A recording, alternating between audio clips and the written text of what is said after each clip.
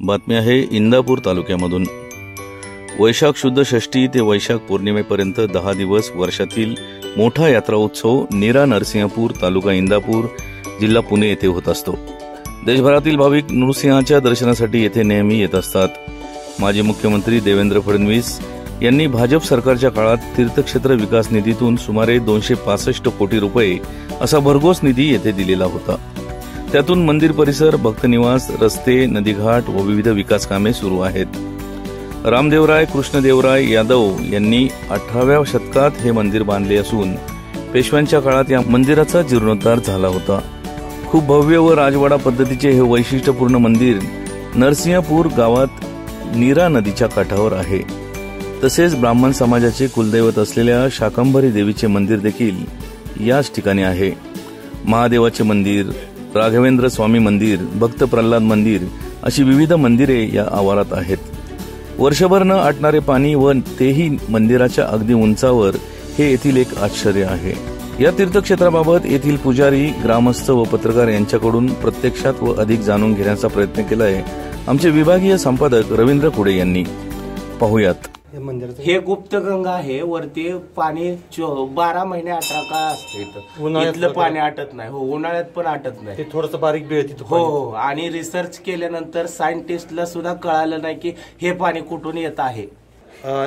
गुप्त गंगा म्हणून नीरा नरसिंहपूरवरती या ठिकाणी उंचावरती हे पाणी आहे, उन्हाळ्यात सुद्धा असते।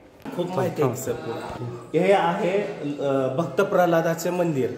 येथे भक्त प्रल्हादाने देवाला मागितलं की मला असं स्थान दे की जिथून मला कोणीही हलवू शकत नाही किंवा काय नाही। मग देवाने नरसिंहाने आहे ना त्यांना त्यांच्या जवळ स्थान दिलेलं आहे, ते आतमध्ये आहे।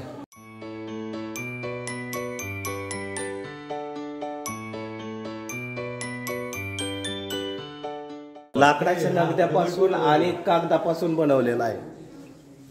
कधीच आहे हे आत्ता जस्ट बनवलेला आहे, साधारणतः 2-3 वर्ष झाले याला। तर 1767 ला ह्याची स्थापना केलेली आहे।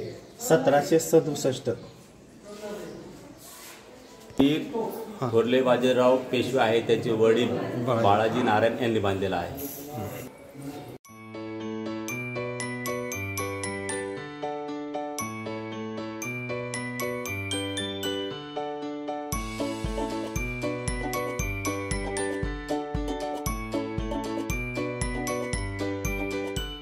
राघवेंद्र स्वामी याची मेन जे आहे ना समाधी ती मंत्रालयामध्ये आहे, त्याची प्रतिकृती इथे आहे मुंबईच्या मंत्र। आणि इथं असं आहे 7 दिवस फक्त एकच फळ खाऊन जो माणूस राहील त्याची कुठलीही इच्छा पूर्ण होते हे मंदिर। हो,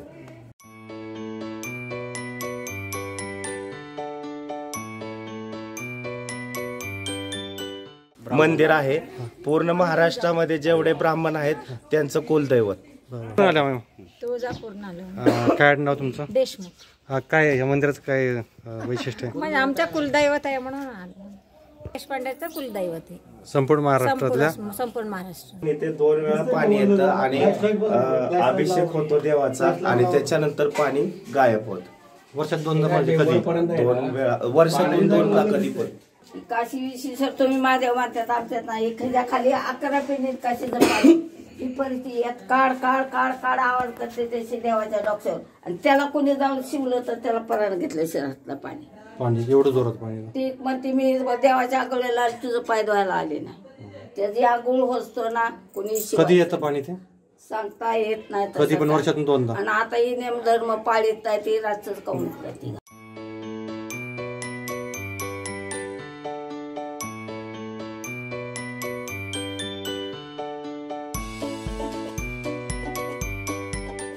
मूर्ती आहे जी लक्ष्मी नरसिंहाची मूर्ती आहे। पुरातन लक्ष्मी नरसिंह मंदिर आहे, त्यातली ही नरसिंहाची मूर्ती आहे। पूर्णपणे वाळूची आहे, भक्त प्रल्हादांनी स्वतःच्या हाताने तयार केलेली वाळूची नरसिंह मूर्ती आहे। आणि म्हणून समोरची मूर्ती ती समोर प्रतिष्ठापित झालेली लक्ष्मी नरसिंहाची वाळूची नरसिंहाची मूर्ती आहे। एकाच गाभाऱ्यामध्ये दुसरी नरसिंह मूर्ती ती आहे पाषाणाची, की जिच्यावरती सगळे भक्तांचे अभिषेक कंडक्ट होतात, ती अभिषेकाची मूर्ती आहे। ती ब्रह्मदेवानी स्वतःच्या हाताने घडवलेली पूर्णतेने काळा पाषाण, ज्याला आपण ब्लॅक स्टोन म्हणतो, तर ती काळ्या पाषाणाची नरसिंह मूर्ती। असे एकाच गाभाऱ्यामध्ये 2 नरसिंह मूर्ती आहेत। असं पुरातन ऐतिहासिक हे लक्ष्मी नरसिंह मंदिर रामदेवराय कृष्णदेवराय यादवांच्या काळामध्ये हे बांधलं गेलेलं आहे आणि तेव्हापासून हे जतन करून ठेवलं आहे. परंतु पेशव्यांच्या काळामध्ये मंदिराचा जीर्णोद्धार झालेला होता. त्या जीर्णोद्धाराच्या अंतर्गत बरीचशी परत रिडेव्हलपमेंट रिकन्स्ट्रक्शन त्यावेळेस केलं होतं आणि तेव्हापासून आज सगळ्यात फडणवीस साहेब सध्या महाराष्ट्र शासनाच्या तीर्थक्षेत्र विकास आराखड्याअंतर्गत फडणवीस साहेब जेव्हा मुख्यमंत्री होते त्यांनी आम्हाला 265 कोटी रुपयाचे भव्य विकाससाठी एक आराखडा तयार करून दिला. त्या आराखड्याच्या अंतर्गत सध्या नीरा नरसिंहपूर संपूर्ण गाव, नंतर गावातील अंतर्गत रस्ते, 2 नद्या नीरा आणि भीमा या दोन्ही नद्यांवरती सुसज्ज पूल, त्याचबरोबर भक्तांसाठी भक्त निवास जवळपास 82 खोल्यांचं एसी आणि नॉन एसी असलेलं 3 मजली भक्त निवास पंचतारांकित आणि दोन्ही नद्यांवरचे 2 घाट, त्याचबरोबर मंदिराचा शिखराचा जीर्णोद्धार आणि परिसराची डेव्हलपमेंट हा संपूर्ण आराखडा मला 265 कोटी रुपयाचा मंजूर करून सध्या तीर्थक्षेत्र विकास आराखड्यावर हे सगळ्या गोष्टी सुरू आहेत.